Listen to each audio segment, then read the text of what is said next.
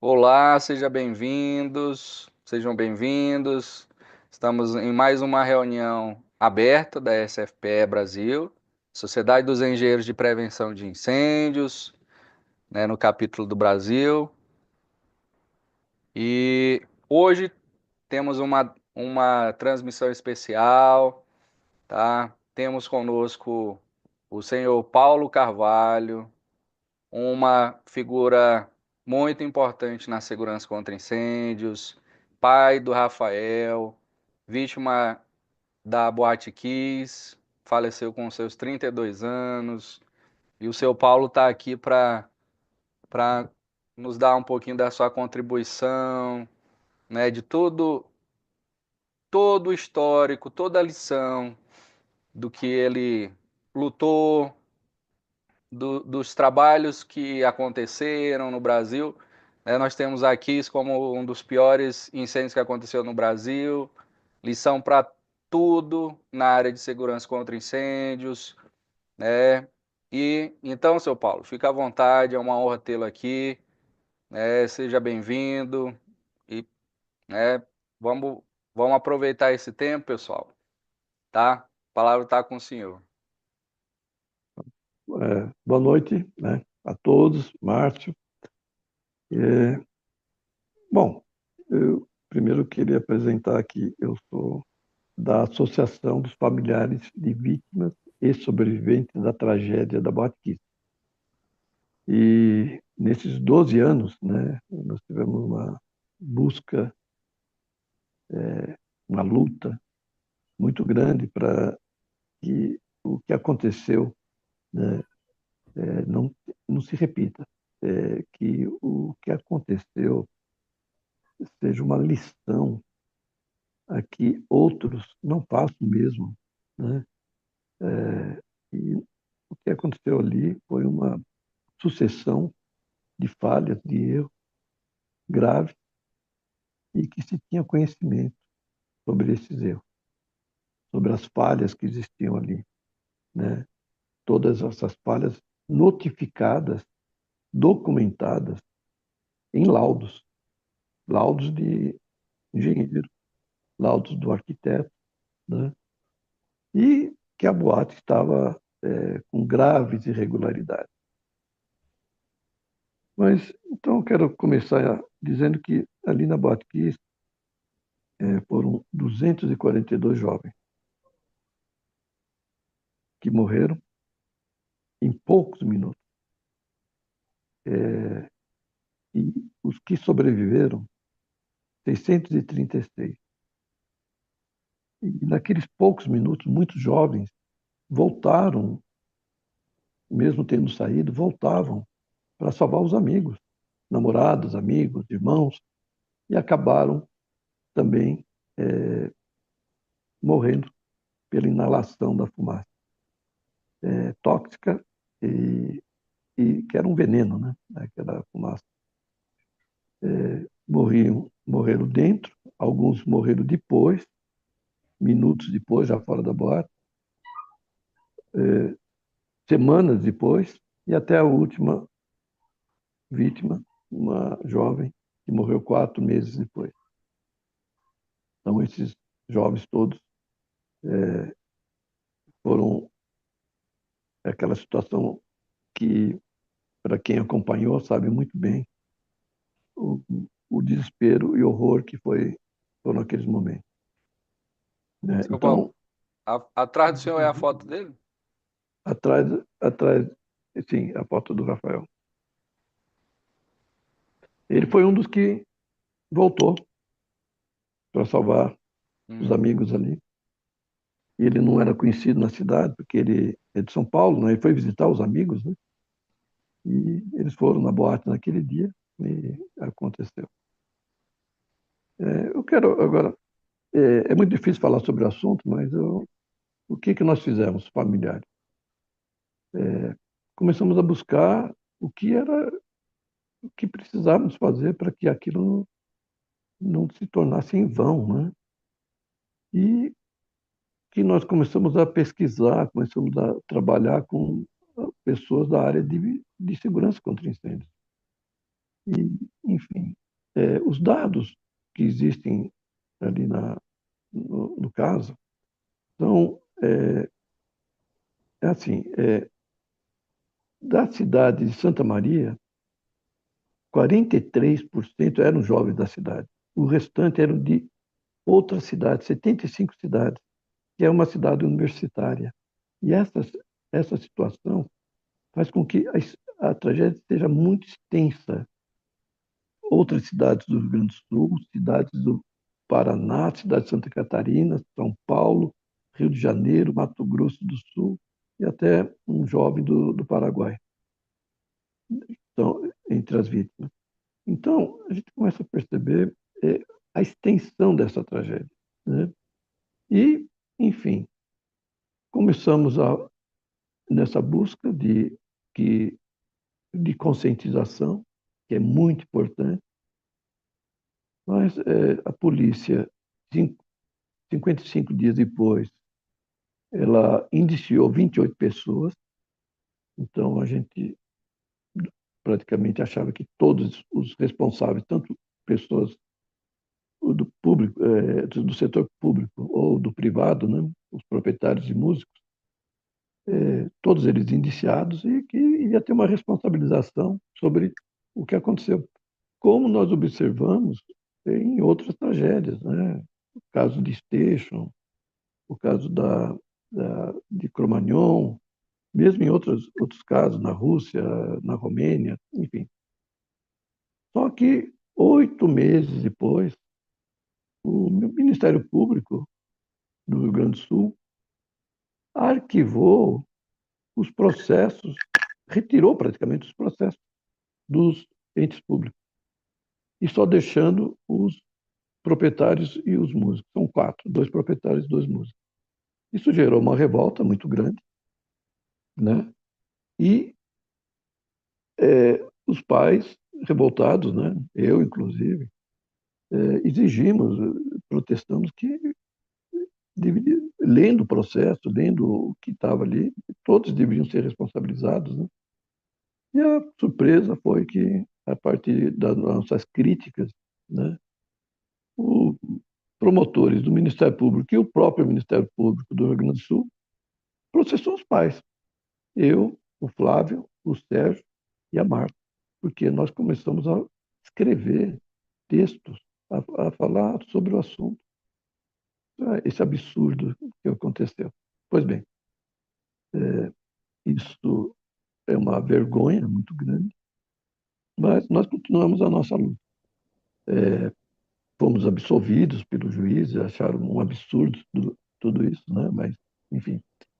E nessa nossa busca por justiça, nós acabamos entendendo o quanto é importante que sistemas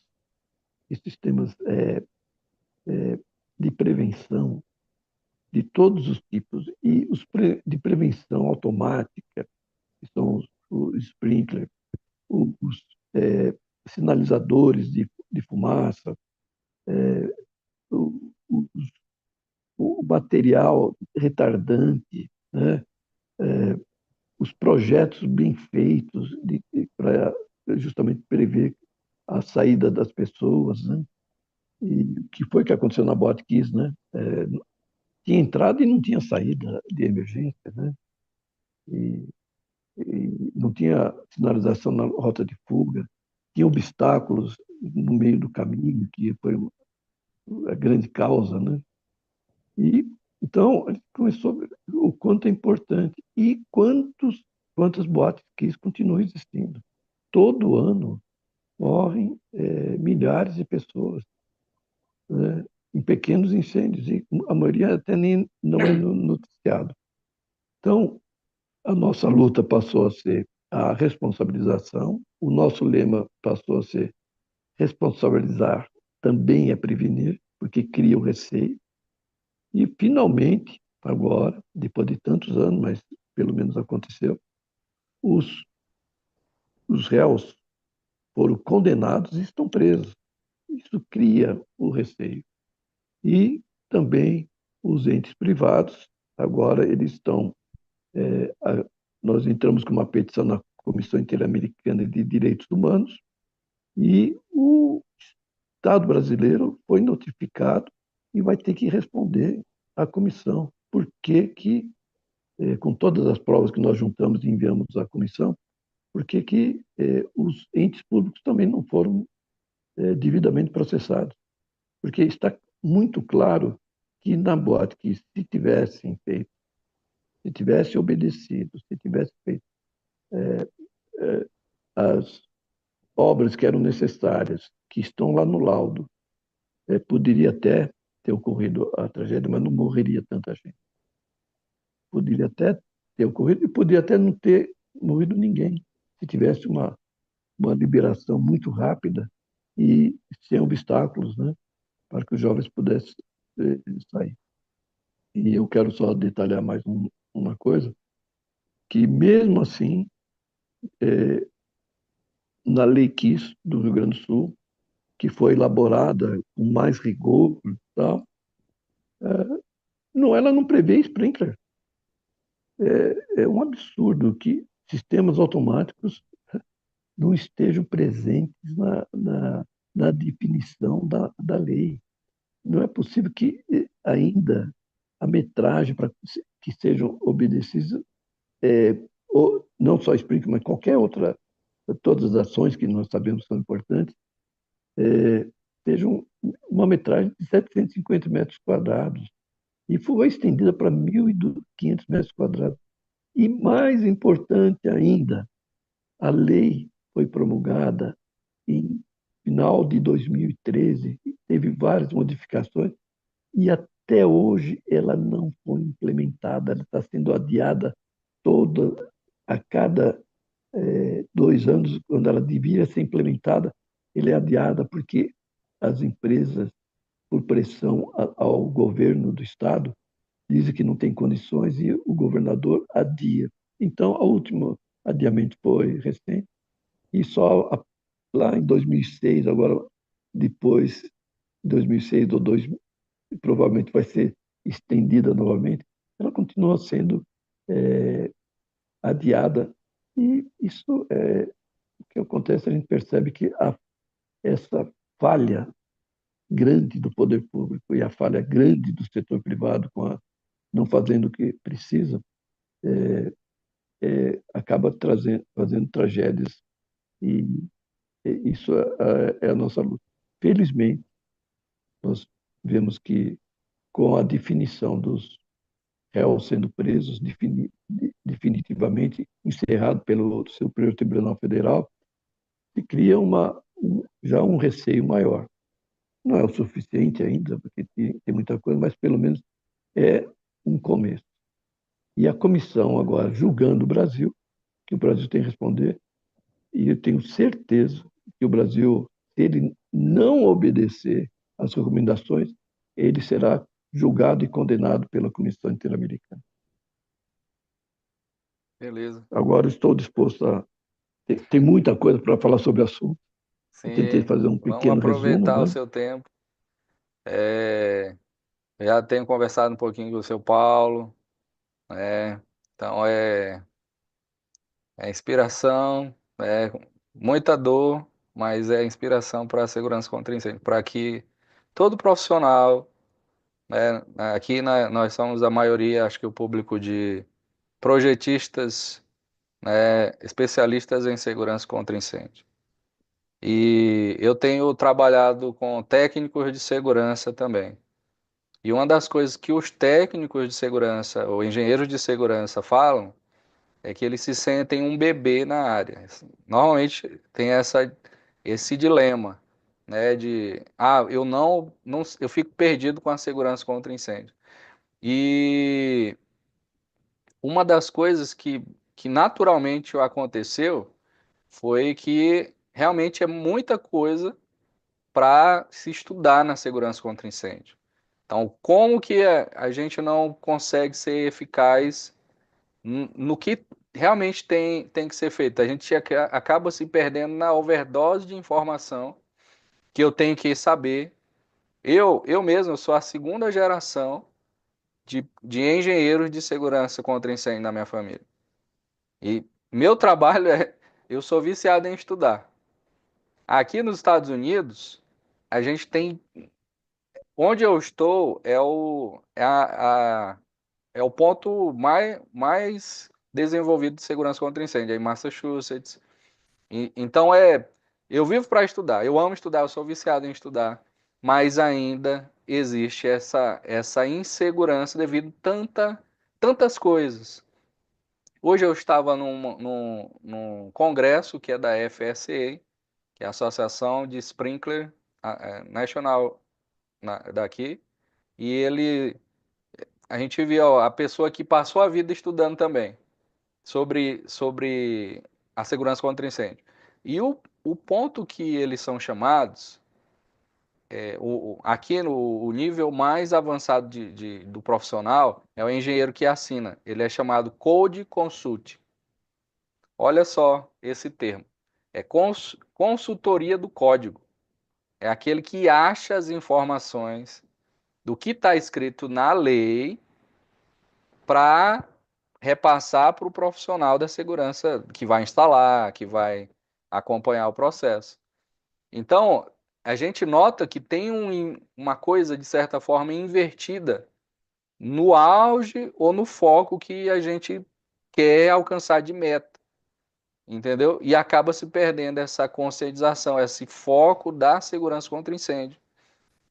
Então, e aí a gente acaba fazendo projeto cada vez mais rápido para ir para o próximo projeto, né, aprovar mais rápido e foca só nesse processo, que tem um problema estrutural.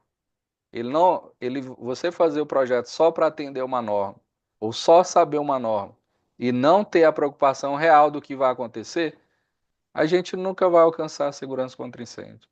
E nem vamos resolver o real problema, que é salvar vidas e patrimônio. Prevenir, andar ao lado da segurança normal, que já faz isso, que trabalha né, com esse foco.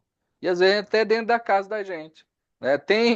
Eu tenho o sprinkler, tenho o detector, entendeu? Então, essa simplificação, eu tinha falado para o senhor antes, né? Também mais cedo, ó. Nessa palestra, o rapaz falou assim: que tudo começou quando um estábulo pegou fogo. Aí veio duas pessoas com um balde jogando água. Depois, não, vamos fazer uma fila. Aí um passa o balde para o outro, vai ser mais eficiente. Depois criou a carroça, botou o cavalo, o caminhão do bombeiro. Hoje a gente tem sprinkler e a gente não usa. Né? Então a gente tem as soluções, mas a gente dificulta que ela seja implementada, entendeu? Então a tendência é o quê? Tá numa tabela. Se tiver numa tabela, aí sim eu vou colocar. Então a gente não está preocupado realmente com a segurança. É. Seu Paulo, eu tenho as fotos aqui, eu vou botar. Aí o senhor, deixa eu compartilhar minha tela.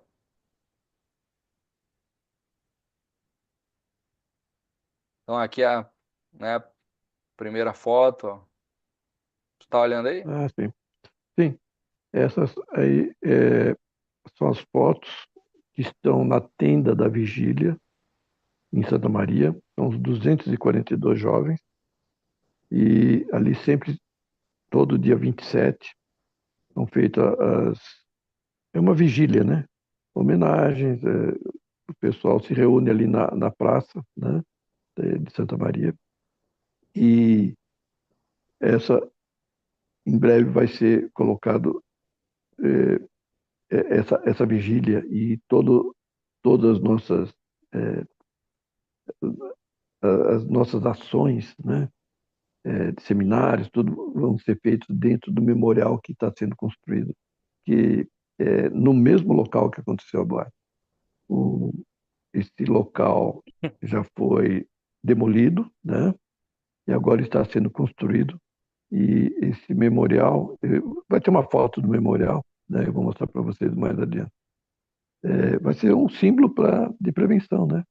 E ali nós vamos ter palestras, seminários sobre prevenção, sobre conscientização, né? E, enfim, é muito importante isso.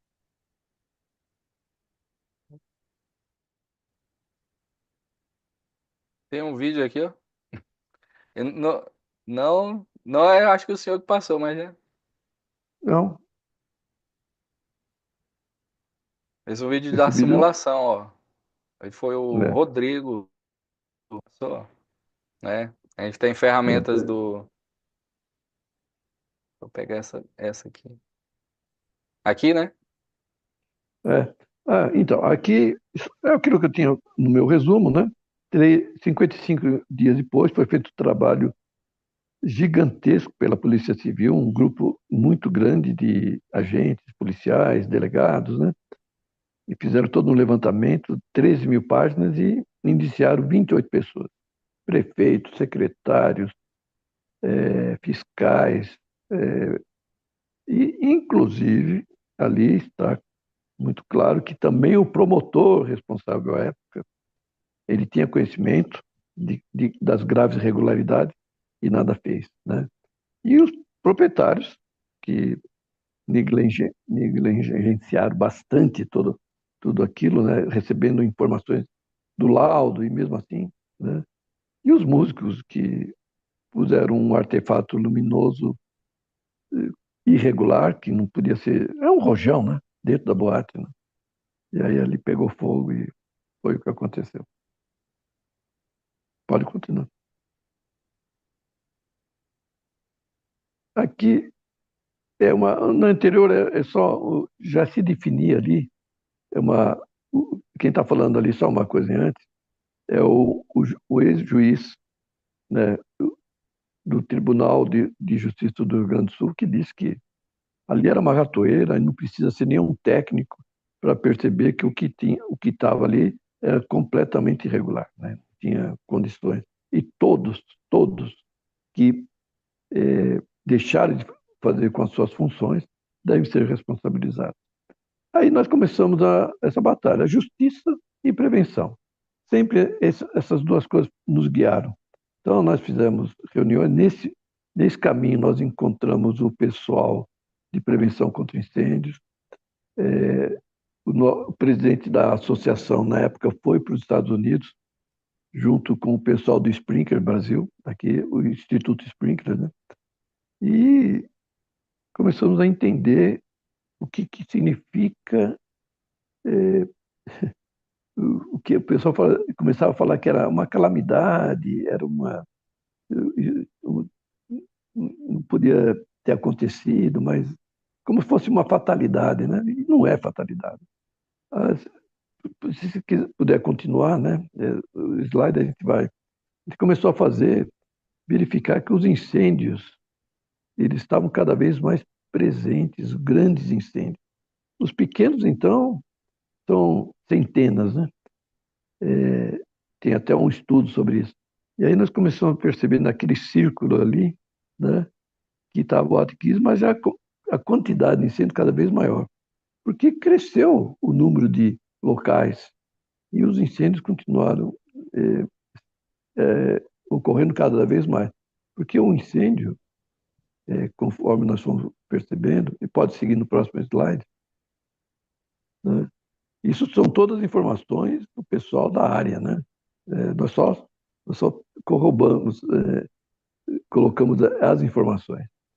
Não, aqui é só um dado estatístico, só para ter ideia, que ali é, no interior é só para mostrar quem eram as pessoas, a quantidade de pessoas. O que está em rosa são as pessoas, os jovens, 240, dos 40, 242, 43% eram da cidade. E o restante é de outras cidades, são 75 cidades. Então, se percebe a extensão da tragédia.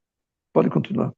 Aqui, nessa pirâmide que nos foi passada, mostrou-se que na base há centenas de milhares de possibilidades de quase incêndio. E daí vai subindo, né? Dos quase incêndios passam a ser os pequenos incêndios e que não ocorrem só pequenas causas, mas vai subindo. Aí incêndios com feridos e mortos, e até que eu, lá no topo dessas centenas de possibilidades, né, centenas de milhares de possibilidades, ocorre um grande incêndio, né, e que concorre com a morte de todo ano mais de 1.000 pessoas, né, aqui no Brasil. Um dado muito, ainda não é um dado oficial, quer dizer, mas o que se diz é que é muito maior, né? E eu tive uma palestra recentemente e o pessoal que veio dos Estados Unidos, né? E eles falaram que no número de mortes por incêndio no mundo é de em torno de 15 mil, oficial, mas eles calculam que seja 10 vezes mais. Então, imagina, 150 mil pessoas morrem por incêndio por ano, no mundo todo, é um número muito grande, né? E, bom, enfim, é, aí, nesse meio tempo que a gente começou a trabalhar com isso, nós vimos que o Ministério Público, para livrar o pessoal do setor público, que é o próprio promotor na época, o que ele faz? Ele decide arquivar o prefeito, secretários, bombeiros, tirou 18 bombeiros iniciados, eles só deixaram 3. E isso é uma charge do Latuf que mostra o Ministério Público inibindo uma mãe. E quando nós começamos a colocar esses cartazes, quando nós começamos a criticar essa situação, que, diga-se de passagem, os deputados que fizeram uma CPI sobre o assunto falaram muito mais fortemente, advogados, criminalistas, enfim, que era um absurdo não se ter também, pelo que estava lá no inquérito, os entes públicos, né? Fizeram críticas violentas. E o que faz o Ministério Público? Processa os pais. 4 pais, 3 pais e uma mãe. É, essa é uma, isso só ocorreu no Brasil. Na Argentina, que os pais protestaram violentamente mesmo, com muita, nem lá, nos Estados Unidos, nem pensar, na Rússia, na Romênia, né? Em todos os casos que quando nós falamos sobre isso nesses eventos que nós participamos, na Argentina, nos Estados Unidos, na Romênia, na França e em outros países, eles não acreditam que um poder público tenha processado pais. Porque criticaram, nós não fomos lá ou falamos palavras de baixo calão, ou ofendemos com palavras chulas, ou violência física, não. Fizemos textos mostrando a incoerência do Ministério Público, né? E que todo mundo sabia que todos deviam responder. Ninguém está dizendo que naquele momento que eles são culpados ou inocentes, mas que responde o processo. As provas estão lá, os indícios graves estão lá. Mas vamos lá, continuando.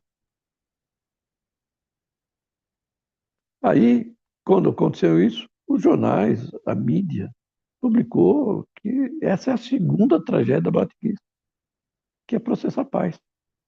Isso foi tão violentamente criticado que aí o Ministério Público recuou e pediu para deixar o processo para lá, vamos deixar, vamos esquecer. Só que os pais falaram, não, agora vamos seguir até o final. Nós não queremos sair como se vocês tivessem deixado, nós queremos que o juiz julgue e diga se nós somos culpados ou inocentes. Bom, fomos julgados, todos os pais foram considerados inocentes, absolvidos dessa excrescência do Ministério Público, e um juiz, inclusive, falou que, que isso não se repita, que esses tempos sombrios da época da ditadura, que as vozes eram caladas, esses tempos sombrios não voltem jamais. Processar paz é a infâmia maior. E diga-se, quando a Comissão Interamericana de Direitos Humanos soube desse processo, ele falou, nas resoluções dos direitos humanos da ONU, isso não pode ocorrer de forma alguma. Familiares de vítimas não podem ter a força do Estado para inibir a sua indignação. E isso foi um dos motivos para que eles ainda, além das nossas provas, eles agora tenham colocado o Brasil no banco dos réus. Isso foi em setembro desse ano. Mas vamos lá, continuando. Essa foi a reunião, que foi em julho, 19 de julho de 2024. Eu falei setembro desse ano, não, setembro do ano passado. Em julho de 2024, a reunião que nós mostramos, ali tem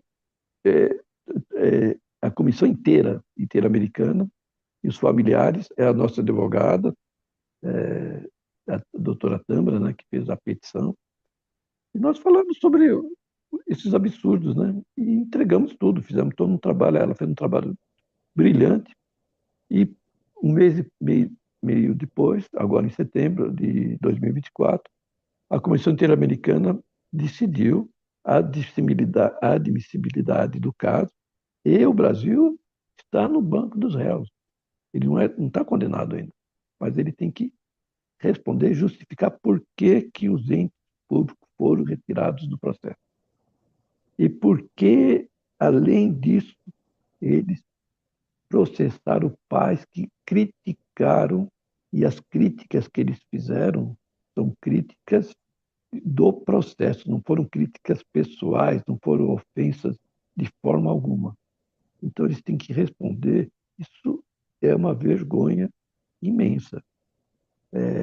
O, o que ocorreu com essa situação, só para você ter ideia, vocês terem uma ideia, os pais sofreram muito com isso. Nós já tivemos, só esse ano, e esse ano agora, comecinho de ano, já foram 2 pais que morreram. O ano passado foram 6 pais. No total são 16 pais que já morreram. Fora as doenças, né? Porque além da dor da perda, que não tem a dor maior que perder um filho, não tem dor maior que essa, tem a dor da injustiça, que ela aprofunda mais ainda essa dor.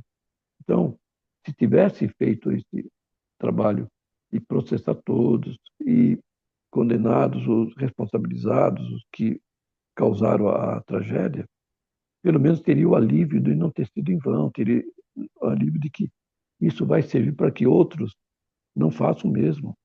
Né? Tem um receio. Se levou tantos anos, e aí pais desgostosos cometeram suicídios, e aí outros morreram por doenças, né? Enfim, é muito difícil.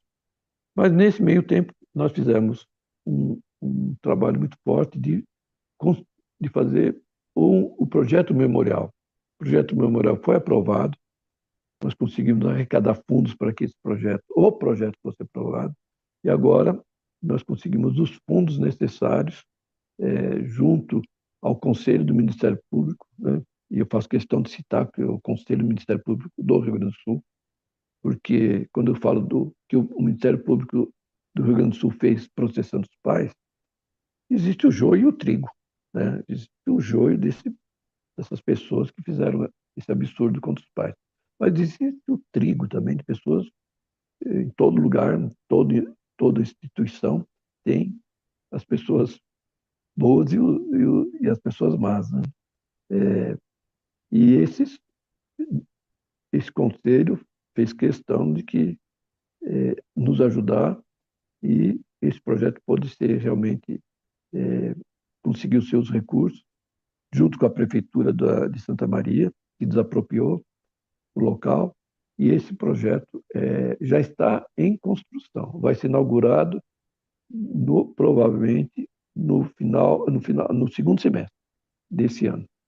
Então, todos estão convidados a verem na época, né, quando vai ser anunciado, e vai ser muito importante como um símbolo de conscientização, que é importante que isso seja feito. Eu creio que não tenha mais. Esse foi o último slide que eu mandei para o Márcio. Uhum. Pessoal, alguém tem alguma pergunta? Alguém gostaria de falar alguma coisa, né? A gente está aberto às perguntas agora. Ó, a gente está transmitindo no YouTube também. Deixa eu ver se tem alguma pergunta por lá.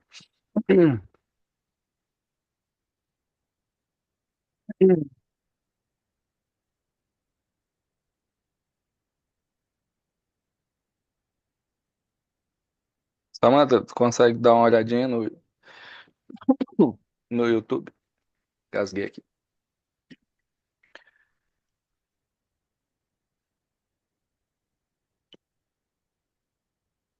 Seu Paulo, Oi? é, Não, o senhor é uma inspiração, né? O Brasil, o mundo precisa de pessoas como o senhor, né? Que passou por essa. Eu sou cristão, na Bíblia fala que, né, Deus ele deu o seu filho por amor a nós. Então foi o auge da maior entrega que ele fez, né? Em referência à maior perda que uma pessoa pode ter, que é de um filho, né? E não parar. Hoje eu estava conversando com meus filhos e falando que a gente ia ter hoje um pai que perdeu um filho, ia falar, né? E, e na referência que a gente estava conversando, meu filho estava chateado com uma coisa e já tinha desistido, né? Ele não, Nossa, não. E, e a gente falou sobre assim, olha, ele é um pai que não desistiu. O senhor também falou, né? Se né? fosse coisas, a gente desistiria, mas é vida, É, né? A gente não pode deixar para lá. E, né, através do seu trabalho, a gente teve a Lei Kiss nacional. A gente ainda não cumpriu, que a Lei Kiss ela exige que todos os cursos de engenharia, arquitetura, segurança, dessa matéria completa de incêndios. A gente não tem uma universidade que ensine, né? E todas as universidades na lei está escrito que deveriam ensinar. Entendeu? A eu gente não. participei, viu? Eu participei dos, das reuniões para a elaboração da Lei Kiss Federal. É, foi muito boa, lógico, a gente, como leigo, mas a gente deu a nossa contribuição também, falamos algumas coisas interessantes ali na Lei Kiss. Não, é isso que a gente está falando, que o senhor não parou na sua dor, né? E moveu.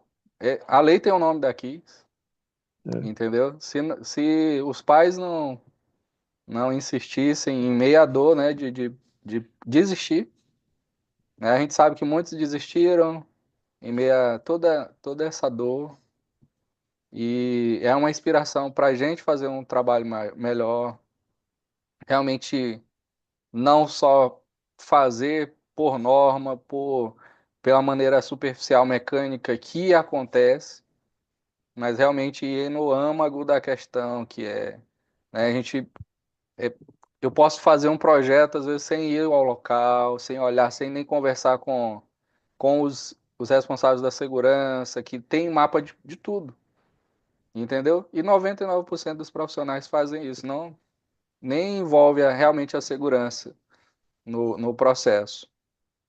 Então, a ideia é a conscientização, é a chave para que realmente a segurança alcance o nível de atenção, de performance que realmente importa, né?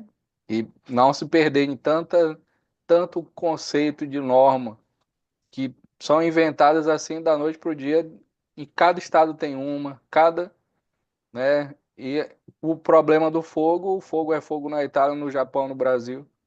Então a gente precisa focar no problema real, simplificar sim. A norma vem para simplificar, né, os processos, mas né, não tem para onde fugir. Uma pessoa que vai fazer pela norma, ainda assim, nesse processo de segurança estruturado que a gente tem contra incêndio, ela pode, né, não, fiz de acordo com a norma. É, o prédio caiu, morreu alguma pessoa. Ele pode ainda falar, não, eu fiz de acordo com a norma, né? Então não estudamos, não nos preparamos para chegar nesse nível, né? Para fazer uma coisa só para passar e entregar uma documentação do Corpo de Bombeiros, um AVCB, que é um atestado que pode ser ocupado do prédio, mas não de segurança contra incêndio. tem Então toda a razão. Vimos é, nesse tempo coisas absurdas, né? Precisa, e eu lembro de uma, é, ela era não lembro se era engenheira ou técnica, enfim, veio dar uma palestra, uma americana, né, falando sobre é, o que acontece. que, e agora que você falou, que eu lembrei, ela falava sobre a conscientização que vai chegando na população, que ela observou que quando uma casa americana, quando vinha, ela não tinha o certificado de segurança, opa, essa casa aí, ela não tem, já era inibir a pessoa de comprar aquela casa, né? Então, então, mesmo que o preço fosse melhor, tal, então eu achei o que ela falou naquela época muito interessante sobre a conscientização. É evidente que falta muita coisa, mas eu, eu vejo um exemplo do que aconteceu em Estejo. Embora se reclame também muita coisa, mas os proprietários e da banda, eles reconheceram o que eles fizeram. Aceitaram o acordo, porque na justiça americana é possível ter um acordo, né? E foram condenados a 15 anos. Pediram perdão para as famílias, escreveram uma das famílias.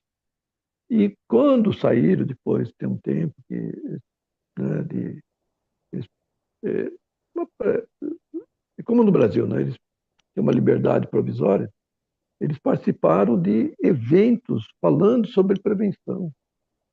Então, essa conscientização, essa forma de agir melhora, né? Não vou dizer que seja o ideal, mas melhora.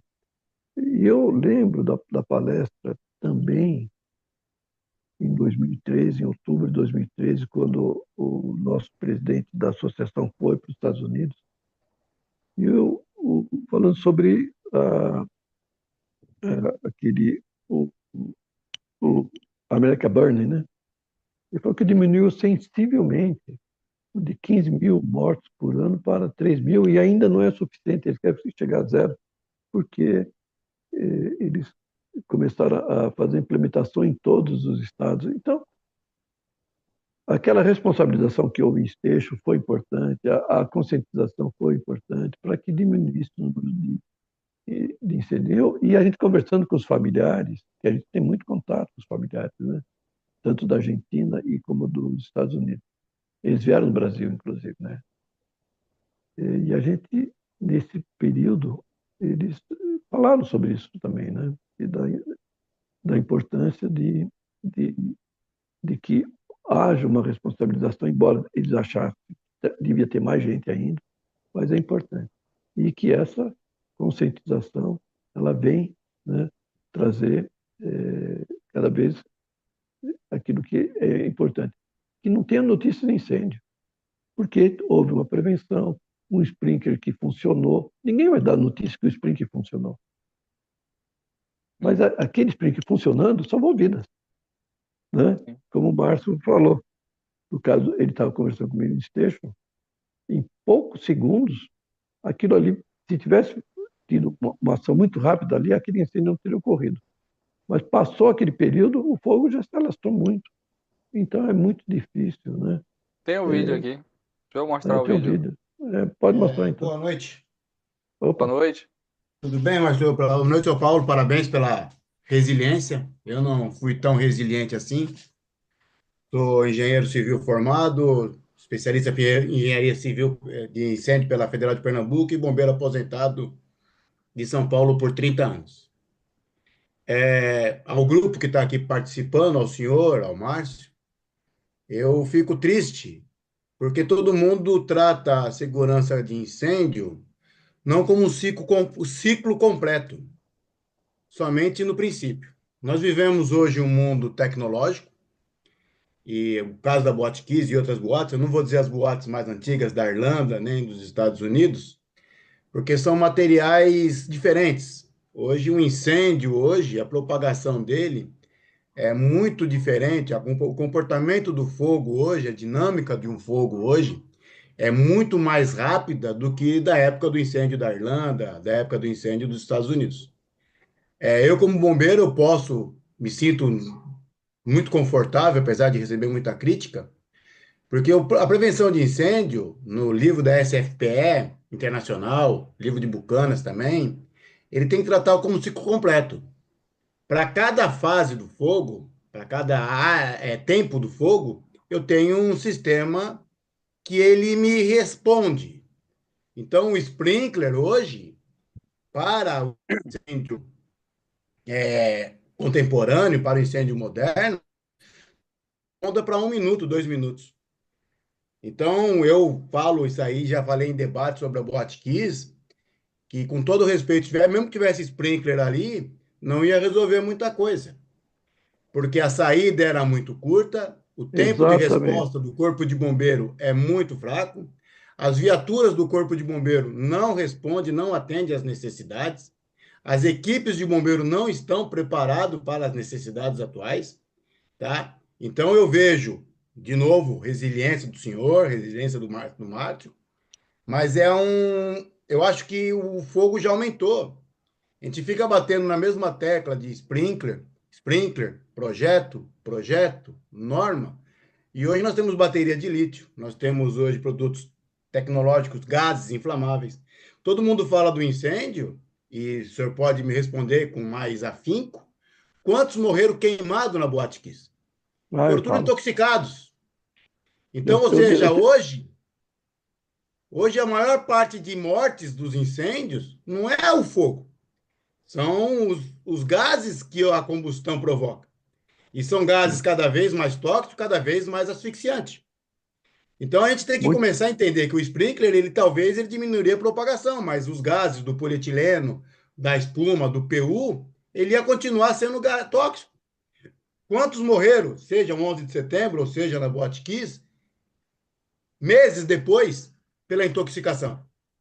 Então, é, esses dados de mortes de incêndio, que no Brasil é muito falho, eu arrumei várias confusões nos meus cursos, quando teve um incêndio, poucos os incêndios, seja de uma simples residência, simples automóvel pegando fogo, quando tem lá a vítima, não teve vítima. Só que nenhum bombeiro, nenhum órgão estatal acompanha essa vítima. Se amanhã, depois ou depois de 15 dias, ela veio a óbito ou veio a pegar um câncer devido à intoxicação que ela teve. Então, eu eu tenho. acredito que esse tema, eu vou dar a palavra para o senhor já, eu Tá acredito que bom. esse tema ele tem que ser muito mais amplo do ciclo completo.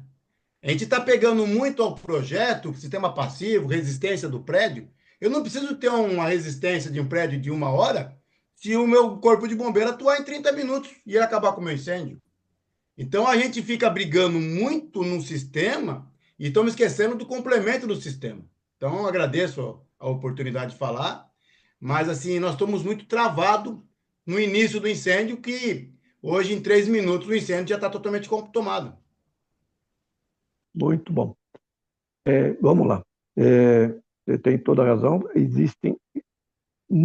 Existiram muitas falhas no Botkiss, né? E esse número grande de falhas é que causou o grande número de vítimas. E quanto a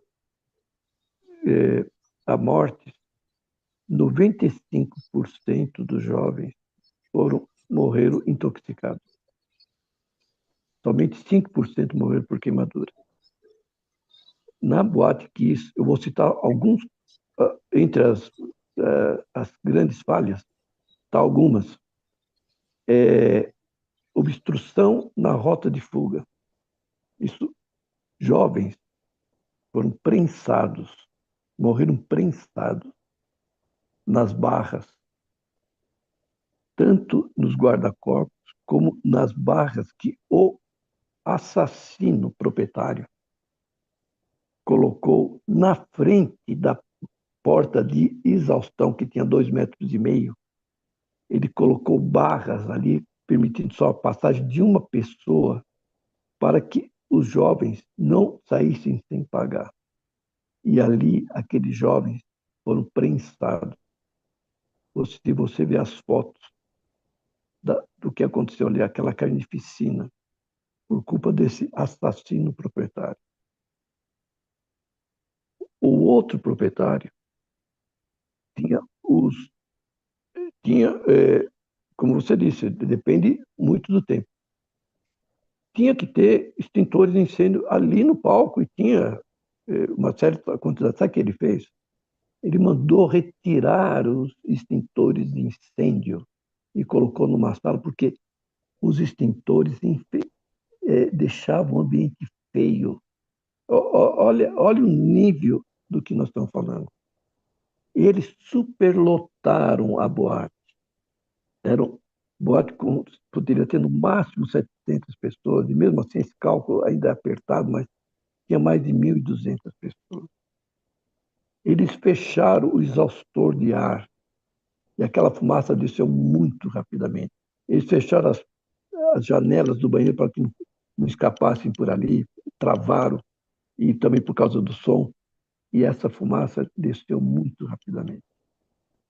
Os assassinos também, sabendo que aquele fogo não era permitido, aquele rojão, compraram um artefato luminoso que não podia ser usado em ambiente interno. E sabiam disso, e mesmo assim conseguiram. E muitos sem vergonhas ainda, eles saíram por uma saída que era a entrada de músicos. E os jovens não sabiam nada disso. Tentaram sair por onde eles podiam. E isso foi a grande, essas falhas todas. E isso da parte pública tinha o laudo, e tinha os engenheiros, tinha principalmente o arquiteto, Rafael Escobar, que fez um laudo mostrando todas essas. Não tinha sinalização no chão, não tinha indicação de saída. Eles, naquela escuridão, eles não sabiam o que fazer. Foram morrendo aos poucos, intoxicados. Então, quanto a ter o sprinkler e ter funcionado, ou poder ter funcionado, eu já ouvi de tudo um pouquinho. Mas o fato em si é que houve muitas falhas. E Sim. Bastaria o tumulto que ocorreu ali para que jovens morressem. Não tinha segurança interna. Toda grande tragédia se inicia com pequenas falhas. A grande tragédia é somatório de pequenas falhas. Mas aí o senhor começa a ver... No caso lá, grandes falhas. Pequenas, começou com pequenas. Sempre começa com pequenas e ela vai aumentando. Então, como aqui é um grupo de especialistas em engenharia de incêndio, o senhor vê como é que são as coisas. Qualquer cinema que o senhor for em shopping hoje, a saída de emergência sempre é pelo fundo e é um labirinto. Então, o senhor falou que tinha uma saída para os músicos, mas a nossa cabeça, nosso comportamento humano, ele sempre vai remeter o caminho que você entrou. Exatamente. Como eu falei, de novo, é um somatório de pequenas falhas. Toda queda de avião são pequenas falhas de controlador, de piloto, de aeronave, de mecânico, e assim como uma boate Kiss, e qualquer incêndio sempre vai ser a somatória. É a porta que fecharam, o revestimento que colocaram, o extintor que tiraram, o sprinkler que talvez tivesse, mas não tinha pressão e nem água suficiente para manter. Então, eu estou querendo deixar, parabenizando o senhor novamente, ao grupo que está aqui. Eu estou abandonando a minha área, porque, infelizmente, eu não consigo ver hoje, no Brasil, um avanço. Então, por isso que eu estou resiliente para o senhor, parabenizando o senhor, parabenizo o Márcio por ter trazido o senhor aqui para esse grupo, para poder dar essa palestra. Mas as pessoas têm que entender que não é, como o Márcio falou, tabelas, cálculos matemáticos. Você tem um comportamento humano. Quando eu vi a imagem, já assisti muito da Boate Kiss, acompanho desde o começo das investigações, você vê uma fumaça num show que tem pirotecnia, você acha que aquilo é normal. Então, até os jovens, até a plateia, começar a perceber que aquilo não é normal, eu falo aqui, nós estamos aqui, cada um está na sua sala aqui. Então, você começa a sentir um cheiro de curto-circuito. Primeiro você pergunta, mas você está sentindo um cheiro de queimado? E nisso daí, hoje, num fogo que em 1 minuto, 2 minutos, já está em fase de pleno desenvolvimento, você já perdeu totalmente o controle. Aí você já não tem mais rota de fuga, a sua cabeça vai sempre te direcionar para onde você entrou. Alguns do passado ensinavam que você tem que ir para o banheiro, muitos morreram no banheiro, tentaram uma fuga pelo banheiro. Então, ou seja, não estou falando para o senhor que está com a dor, Eu tenho dores de colegas meus como bombeiro que morreram, quase morreram, carrego um trauma muito grande comigo. Então, eu estou falando para os engenheiros que estão na sala, que estão nos acompanhando, que é uma área que atualmente se há dinheiro para fazer um BIM, fazer um projeto, como o Márcio falou, sem sequer ir ao local, apenas para conseguir um AVCB, e aí os engenheiros, eles vê a proficiência dele por quantos AVCB eles conseguiram aprovado e não quantas vidas eles salvaram. Então, eu agradeço ao senhor novamente, peço desculpa pela interrupção, mas eu gostaria de falar aos engenheiros que vão permanecer nessa área que isso aqui não é uma área de CAD, não é uma área de BIM. Isso aqui é uma área que você tem comportamento humano, dinâmica do fogo, ciência do material, dinâmica mecânica dos fluidos, vazão, compressão, esse tipo de equipamentos. Então, não adianta você ter extintor se está vazio. Não adianta você ter sprinkler se não tem a pressão. Não adianta você ter hidrante se não tem água na caixa, ou se não tem a pressão, ou se o esguicho não funciona. E a outra pergunta que eu vou deixar para o senhor que acompanhou mais, e agora entre o Ministério Público e o Poder Público, que eu sou bombeiro aposentado, mas critico hoje ferrenhamente, qual foi o tempo-resposta que o primeiro corpo de bombeiros chegou, com quantos homens e com quantas viaturas, e que respondeu adequadamente à situação? Então a gente tem que ver que é o círculo completo. Erros de organização, de lotação, de porta fechada, de projeto que não foi cumprido, e também tem um erro pós o incêndio, durante o incêndio. Tempo-resposta do bombeiro, o que ele fez, como ele atuou, se ele abriu porta para aumentar o fogo, se ele fechou porta para diminuir o fogo, se ele usou ventilação, se ele não usou ventilação. Então, são perguntas aos engenheiros que estão na nossa sala, que eu gostaria de deixar essa pergunta. Vocês estão mesmo numa área? Vocês estão a fim de responder o processo? Aqui no Brasil, novamente o senhor falando, o Ministério Público vai colocar o dono da boate, vai colocar o dono da banda, o bombeiro excluir os comandantes, deixaram um, mas foram inocentados, depois no recurso foram condenados, isso anos depois. Mas e o engenheiro, projetista que assinou? Então aqui você hoje vendia projeto por Mercado Livre. Porque os engenheiros, ele pede um AVCB e precisa de uma responsabilidade técnica de um engenheiro. Então, a gente que a nossa conversa ela tem que ser muito mais ampla. Novamente, peço desculpa para o senhor, aos que estão na sala e aos que pretendem seguir essa área. Obrigado, Edson. O Edson ele é uma figura pública já conhecida, já é autoridade também aí na área. Então, realmente são pontos fortes, né, que trazem conscientização. Essa é a palavra que a gente está trazendo, né, na variável de talvez até mais importante do que várias outras coisas da área. É um problema cultural, né, a área de incêndios, né, a gente fala assim que desde da Idade da Pedra a gente tem o fogo, mas foram os últimos anos que a gente conseguiu, né, as equações que mostram o comportamento do fogo. E a começar das escolas, a falta de cultura, a falta de preocupação, né? Então é, é parte daí esse problema cultural dos primeiros socorros que acontece nas escolas, né? Esse lado simples de, né, pegar um artefato e ligar no meio de um local. Então, às vezes, uma coisa simples assim realmente salva vidas, né? Isso. Deixa eu mostrar rapidinho aqui, ó. Tinha preparado aqui, ficou no pause. Aqui foi da Station Night Club, muito similar, né? Eu estou em Massachusetts, foi em Rhode Island. Então é uma simulação. Não tá, eu não peguei a principal que a gente tem, mas a gente consegue ver aqui poderia ser tipo 50 pessoas em cada ponto aqui. Tinha em torno de 600 pessoas. E aí começou o incêndio bem na plataforma. A gente vê a primeira coisa do incêndio é a fumaça, gases tóxicos.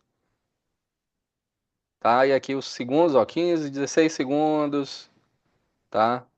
Se o tamanho das saídas fossem, né, tamanhos bons para que a evacuação acontecesse, 30 segundos a população sairia, entendeu?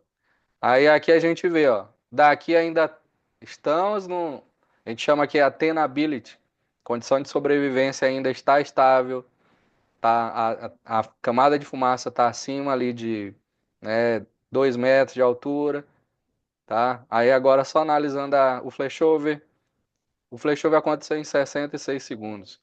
A gente vê que de 1 em 1 segundo já vai virar bolas de fogo em todo o local, tá? 63, 64, e aí o flashover é o salto térmico envolvendo todo o ambiente. Então, ó, 70, aí aqui já é. Aí já não tem condição de ter vida no local. Então a gente, né, simplifica a segurança contra incêndio, entendendo, tendo lucidez do que realmente não pode acontecer. Ou a gente tem que aumentar esse tempo, né? Se a gente sabe que uma taxa de calor liberado de 500, de 1.000, de 2.000 está presente nesse local, a gente calcula quanto chove.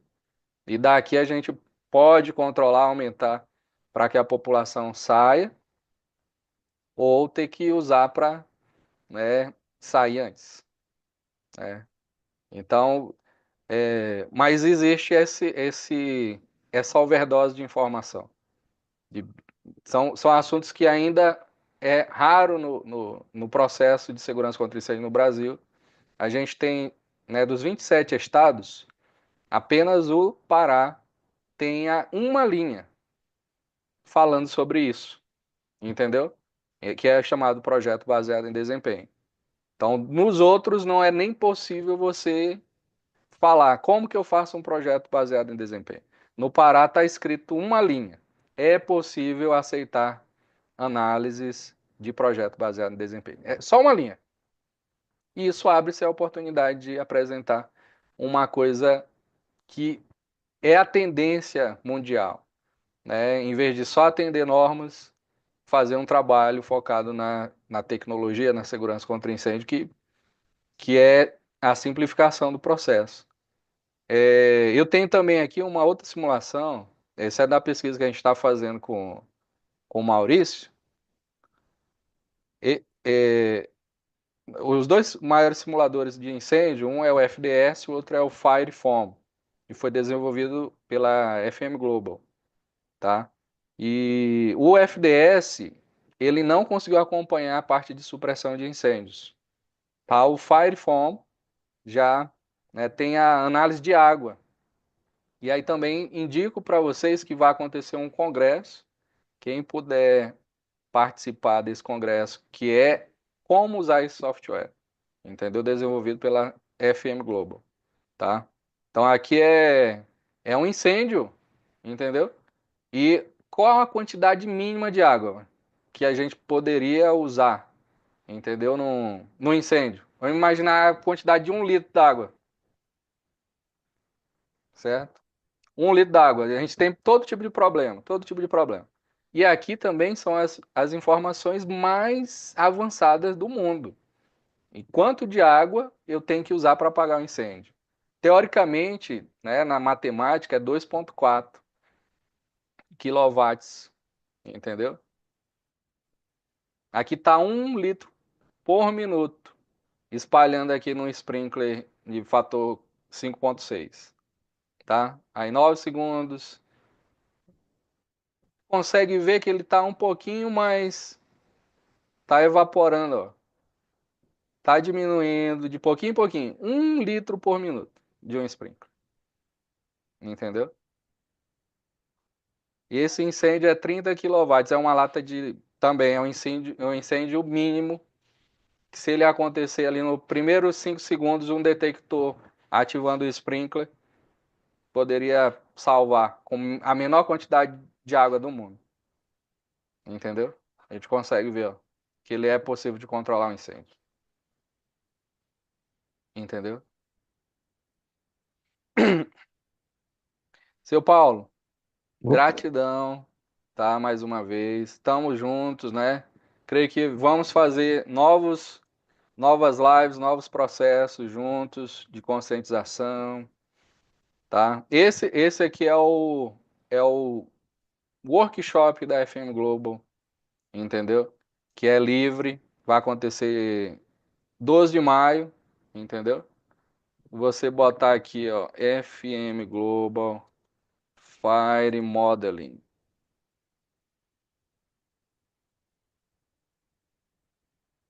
Quando vai ser? 12 de Aí, mas tem que se inscrever antes, né? Aí o Do, link, 12 olha aí, ó, de. 12 de maio. Ah, tá. Deixa eu pegar aqui certinho. 12 a 13 de maio, entendeu? E aqui é só se clicou, é de graça, entendeu? Ele, ó, é opcional o treinamento, porque é um congresso que tem os maiores cientistas do mundo, PhD, os caras desenvolvendo os submodelos desse software e tem o treinamento para usar o software. Esse é opcional, entendeu? Porque se não tiver número de pessoas suficientes, eles nem dão, entendeu? E esse treinamento normalmente é um treinamento que acontece nos locais bem remotos, na China, entendeu? Então as pessoas que estão envolvidas são, a maioria, pessoas de fora dos Estados Unidos também, tá? Mas vai acontecer aqui dentro da casa da gente. Ó o vídeo aqui, ó. O que software consegue fazer, né? Eu ainda estou aprendendo, estou um ano e pouquinho com o Maurício usando esse software, entendeu? Mas é a evolução dos sistemas de combate a incêndio, entendeu? A gente consegue ver, em vez de fazer testes, né? Hoje a gente faz uma simulação no computador. Em vez de botar fogo em tudo, né? Ter milhares de perdas para fazer o teste, a gente tem aí, né, um software validado para fazer isso. Tá aí open source, é de graça, entendeu? Para fazer com que a segurança contra incêndio evolua, né? Alcance esse nível de segurança. Certo? Seu Paulo, suas considerações finais, o que o senhor diria, né, para gente, né, sua mensagem aí para encerrar aqui hoje, né, e acordar, dormir pensando nisso, entendeu? Com a missão de, Não, de segurança. é, não, não, eu agradeço o convite, né? Como sempre, a gente vai aprendendo, né? Mas é importante assim, a gente aprende não para fazer trabalhos sobre trabalhos técnicos, a gente aprende para entender o que devemos falar para as pessoas, o que é importante que se saiba. Como nós fomos pegos, ninguém tinha uma ideia do que, do que aconteceu, como aconteceu, por que que aconteceu. E a gente, nesses anos todos, nós fomos vendo que não são fatalidades, os incêndios estão aí, ou quase possibilidade de incêndio, são muitos, né? E que é preciso avançar. Nós estamos fazendo a nossa parte, né? A nossa parte tem um objetivo de responsabilizar para que também isso sirva como prevenção. Mas principalmente que isso. Você pode perguntar para qualquer pai, qualquer mãe, que o sentimento é que não tenha sido em vão. Então, no que a gente puder colaborar, né, para que isso seja efetivo, a gente vai ajudar, a gente participa de seminários, a gente ouve, a gente discute, conversa, participa de eventos que sejam importantes para divulgar, né? Isso são sementes que a gente vai plantando, né? E plantando sementes é, é o que nos dá essa força para que isso seja, continue evoluindo, né? Eu creio que, o que mas um fato é importantíssimo, isso sempre vai ser. Enquanto não se responsabilizar, enquanto tiver essas atitudes protecionistas, essas atitudes de livrar as pessoas do, do que elas deixaram de fazer e a própria justiça, de uma forma geral, prolongar um processo, levar anos para serem julgados, enquanto isso continuar existindo, a falta de receio, isso inclusive eu ouço de pessoas aqui de São Paulo, técnicos, né, que é muito importante que se tenha uma responsabilização, para que se crie essa conscientização, para que se pense de uma forma melhor sobre isso. Tem muitos desafios, a coisa tem que progredir muito, né? Agora há pouco estava falando sobre os bombeiros, né? Enfim, tem uma infinidade de informações sobre o que aconteceu naquele dia com os bombeiros. Então, a gente sabe que tem coisas para serem evoluídas, né? Que precisam ser feitas, né? A quantidade de bombeiros no Brasil é, que é, é muito pouco, né? Nas cidades, acho que 11%. Então, a gente precisa evoluir muito mesmo, e a gente está fazendo a nossa parte. Então, finalizo que toda vez que me convido para alguma coisa que seja importante no sentido de prevenir, enfim, que seja importante para que essa evolução traga benefício a que outros não passem por isso, eu estarei sempre à disposição. Eu e a Associação dos Familiares também. Então era isso só que eu tenho para falar. Obrigado, seu Paulo. Obrigado, pessoal. Né? Mais uma reunião aberta da SFPE Brasil, tá? E a gente está fazendo reuniões todo final do mês, normalmente sábado. Como esse sábado foi o carnaval, então a gente está à disposição aí. Membresia para bombeiros, para vistoriantes, de graça para estudantes. E né, a ideia é desenvolvimento da área de segurança contra incêndios no Brasil. Estamos à disposição, né, e com conscientização. Gratidão. Vou encerrar aqui a transmissão. Até mais.